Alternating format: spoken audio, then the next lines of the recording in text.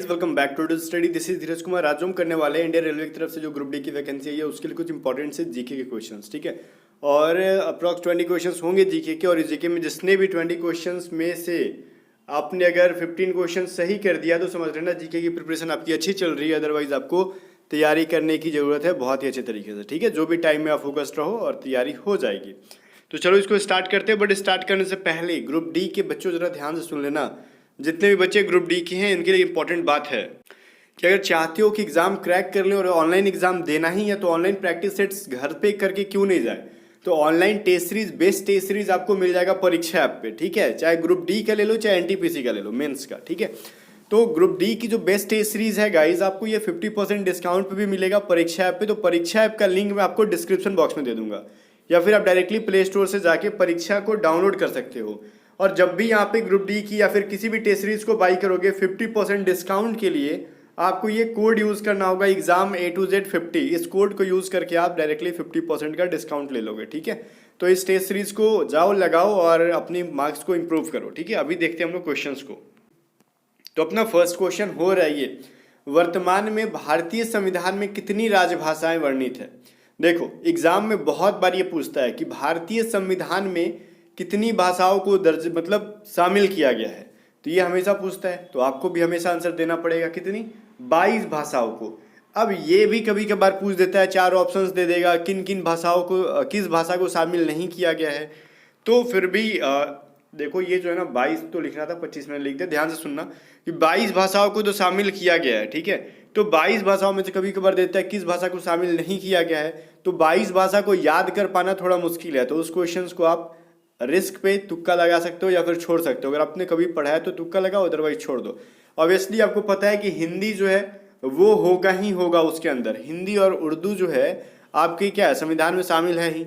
इसके अलावा बंगाली है, बोडो, डोगरी, ऐसे ऐसे करके गुजराती, कन्नड़ जो भी है, कश्मीरी भाषा है, मैथिली भाषा है, मलयालम, ये सारी भाषा, मराठी करते करते टोटल 22 है। जो एग्जैक्टली मुझे भी 22 याद नहीं रहती है, फिर भी आपको 22 याद करने की जरूरत नहीं है, क्योंकि रट लोगे तो भी कोई फायदा नहीं, एग्जाम में भूल ही जाओगे, ठीक है। चलो देखते हैं सेकंड नंबर क्वेश्चन क्या है। बट ठीक है, पढ़ लोगे 1-2 बार तो आपको ऑप्शन से मिल जाता है आंसर, ठीक है। मुझे भी ऑप्शन से मिलता है तो मैं सही बता देता हूँ आंसर। बट 22 को रटना थोड़ा पॉसिबल नहीं है। अगर लगातार पूछा जाए कौन कौन सी 22 भाषा है तो कन्फ्यूजन होती है। इसलिए पढ़ लेना 1-2 बार, दिमाग आ जाएगा, मतलब पता चल जाएगा कि कौन सी भाषा नहीं थी उसमें, ठीक है ना। भारतीय संविधान में राजभाषाएं किस अनुसूची में वर्णित है। देखो ये क्वेश्चन तो आपने पढ़ा कि कितनी भाषाएं हैं और किस अनुसूची में है, ये भी पूछता है एग्जाम में बार बार। तो संविधान की 8वीं अनुसूची में राजभाषाओं के बारे में दे रखा है। जो मैंने 22 भाषाओं का जिक्र किया ना अभी तुरंत, वो जो है संविधान की 8वीं अनुसूची में है। तो ये क्वेश्चन भी जरा याद रखना, एग्जाम में पूछे जाते हैं। आगे कह रहा है, विश्व का सबसे बड़ा लिखित एवं सर्वाधिक व्यापक संविधान किस देश का है। तो विश्व का जो सबसे बड़ा और लिखित संविधान जो है वो भारत का है, ठीक है। और यहाँ पे ब्रिटेन का जो संविधान है वो लिखित नहीं है। सारे देश का संविधान इसने बनवा दिया बट खुद का इनका नहीं है, तो याद रखना, ठीक है ना। ब्रिटेन का जो है लाइक जो ब्रिटिश कहते हैं, ब्रिटिशों का अपना संविधान नहीं है, ठीक है। ब्रिटेन कंट्री और ब्रिटिश या वहाँ के नागरिक। आगे देखो नेक्स्ट क्वेश्चन है, पीतल में कौन सी धातुएं होती है। तो किन 2 धातुओं को मिला के पीतल का निर्माण होता है, ये चीज बताओ आप लोग। तांबा को, ठीक है, कॉपर को और जस्ता को, ठीक है ना, जिंक को मिला देते हैं तो क्या बन जाता है, पीतल बन जाता है। तो तांबा और जस्ता को मिला के क्या बनते हैं भाई, यहाँ पे सवाल अपना आता है, तो राइट आंसर हो जाएगा तांबा और जस्ता को मिक्स करोगे तो आपका पीतल बन जाएगा, ओके। चलो नेक्स्ट क्वेश्चन कह रहा है क्या, टीबिया नामक हड्डी किसमें पाई जाती है, हमारे बॉडी के किस पार्ट में। देखो ट से टीबिया, ट से टांग, ठीक है, ट से टीबिया, ट से टांग, तो टांग में पाई जाती है। तो ये भी चीज हमको याद रखनी होगी, टीबिया जो होती है हमारी टांग में। और सबसे बड़ी हड्डी जो होती है वो फीमर होती है, फीमर, फीमर, ठीक है। तो ये अपने जो है किसमें पाई जाती है, तो इंसान की जांघ वाली हड्डी में जो लंबी हड्डी होती है ना उसको हम लोग कहते हैं फीमर। तो याद रखना है, ये सिंगल जो है वो हड्डी हो। कुछ लोग बोलते हैं रीढ़ की हड्डी, नहीं, वो तो ज्वाइंट होती है ना, चाहो तो उसको खोल सकते हो आप। तो लेकिन ये जो टांग की जो हड्डी होती है, जांघ की जो होती है फीमर, वो सिंगल पीस लंबी होती है, ठीक है। चलो नेक्स्ट क्वेश्चन क्या कह रहा है, भारत में दूध उत्पादन में अग्रणी राज्य है, कौन राज्य सबसे आगे है दूध उत्पादन में। तो ये चीज इंपॉर्टेंट है, लाइक करंट अफेयर टाइप का है ये, ठीक है। क्योंकि पिछले 4 सालों में उत्तर प्रदेश ने सबसे ज्यादा क्या किया था, दूध उत्पादन किया था, ठीक है।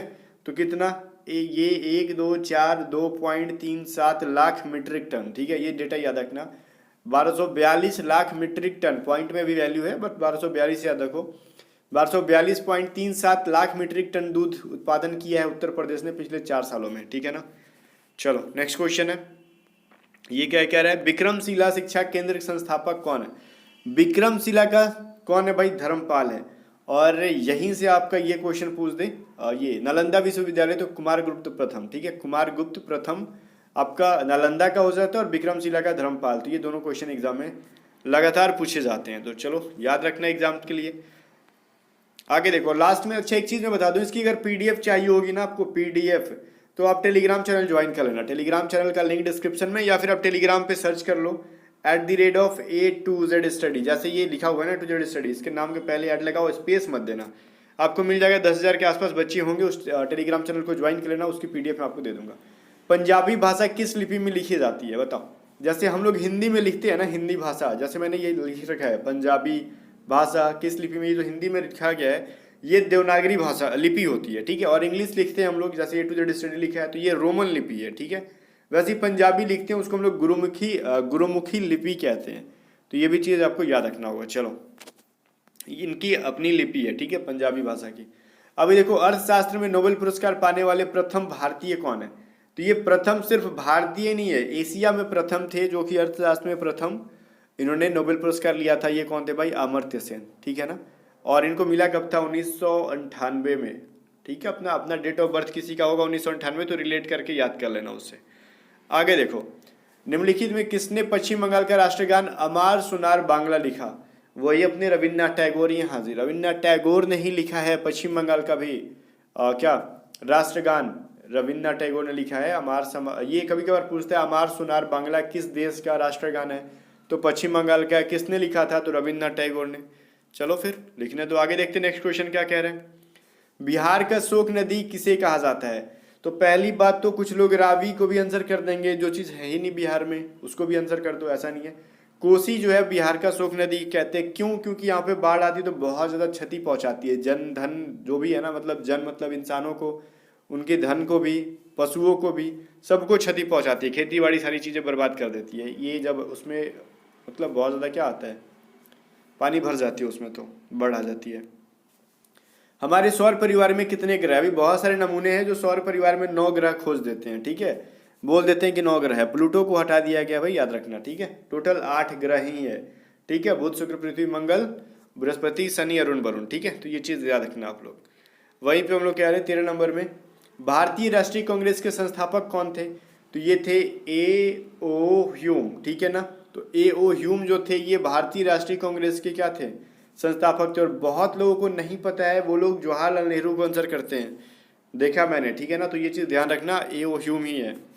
चलो आगे देखो, नेक्स्ट है रेशम के कीड़ों का भोजन, कीड़े का भोजन क्या होता है। रेशम के कीड़े जो होते हैं उनका भोजन जो होता है वो शहतूत की पत्तियाँ, वो शहतूत की पत्तियाँ खाती हैं। रेशम पालन जहाँ पे होता है, ठीक है, जिसको हम लोग सेरिकल्चर बोलते हैं, वहाँ पे रेशम के कीड़ों को शहतूत की पत्तियों में रखा जाता है। मतलब जहाँ पे रेशम के कीड़े होते हैं उसके ऊपर से खाने के लिए शहतूत की पत्तियाँ डाली जाती है ताकि वो खाएंगे, ठीक है, और रेशम का उत्पादन करेंगे, ठीक है। चलो नेक्स्ट क्वेश्चन है, किस स्थान पर सिंधु घाटी सभ्यता का बंदरगाह स्थित है, ऑप्शन के अकॉर्डिंग चूज करो।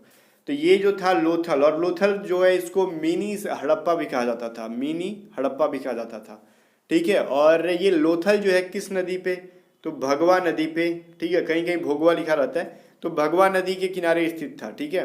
लोथल किस नदी किनारे था, भोगवा या फिर भगवा, जो भी होगा अपना आंसर कर लेना। कहीं कहीं भोगवा लिखा रहता है तो ध्यान देना, भोगवा नदी या फिर भगवा नदी जो भी है यही आंसर होगा। इसको मिनी हड़प्पा भी कहा जाता है। और यह सिंधु घाटी सभ्यता का क्या था, बंदरगाह भी था। चलो 16 नंबर, पूर्वोत्तर राज्य में सबसे बड़ा राज्य कौन सा है। पूर्वोत्तर राज्य बोले तो अपना ये भारत, जो मैंने एग्जैक्टली मैप नहीं है फिर भी, ये अपना हो गया, ये ईस्ट हो गया, ये वेस्ट हो गया, पूर्वोत्तर इधर सबसे बड़ा राज्य। तो सबसे ईस्ट में जो है अपना अरुणाचल प्रदेश, और वही पूर्वोत्तर का सबसे बड़ा राज्य है, ठीक है। तो ये याद रखना, ठीक है ना। सबसे पूर्वोत्तर का सबसे पूर्व में अरुणाचल प्रदेश है और सबसे बड़ा भी है, तो ये इंपॉर्टेंट है आपके एग्जाम के लिए, ठीक है ना। चीन असम के किस दिशा में स्थित है। देखो चीन जो है अपना, देखो ये जो ऊपर का, देखो रुको मैं एक चीज़ बताता हूँ आपको। मान लो ये ऐसे करके, एग्जैक्टली मैप तो बन नहीं पाएगा यहाँ पे, फिर भी आई एम ट्राइंग।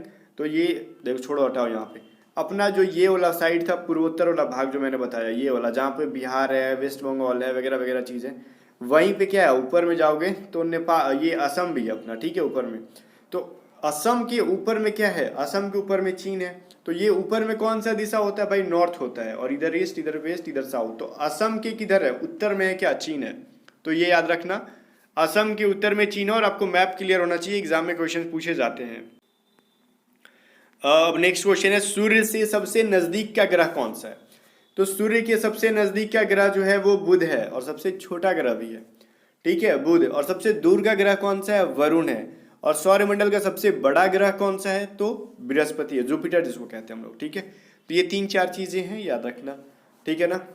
और पृथ्वी के निकट कौन सा है, तो पृथ्वी के निकट मंगल है, सॉरी शुक्र है और मंगल है, ठीक है। यहाँ पे देखो, पहले बुध होता है, फिर शुक्र होता है, फिर मंगल, पृथ्वी है, फिर मंगल है। तो जो दोनों में से ऑप्शन होता है उसमें से किसी एक को चूज कर लेना। या फिर कभी कभी दे देता है पृथ्वी के निकट में पूछता ना कौन सा नजदीक है, तो मंगल और शुक्र ऑप्शन में रहता है, तो उसी को चूज करना। 19 का क्वेश्चन क्या कह रहा है, किस वर्ष महात्मा गांधी का जन्म हुआ था। तो देखो, ये जो हुआ था 1869 ईस्वी में हुआ था, 1869 में हुआ था। और बहुत सारे ऐसे नमूने हैं जो जिनको याद नहीं होता है ना ये क्वेश्चन 1869 में, तो अपने मोबाइल का पासवर्ड ही डाल लेते हैं 1869, ठीक है, ताकि उनको जिंदगी भर याद रहे। बार बार 1869 डालेंगे, अगर भूल भी गए तो पड़ोसी के मोबाइल में जाके सर्च कर लेंगे महात्मा गांधी का जन्म किस ईस्वी में हुआ था, याद हो जाएगा 1869, और पासवर्ड डाल देते हैं। ऐसे मैंने देखा है, ठीक है, तभी मैं बोल रहा हूँ, मेरे कॉलिग्स ही ऐसे थे जो करते थे काम।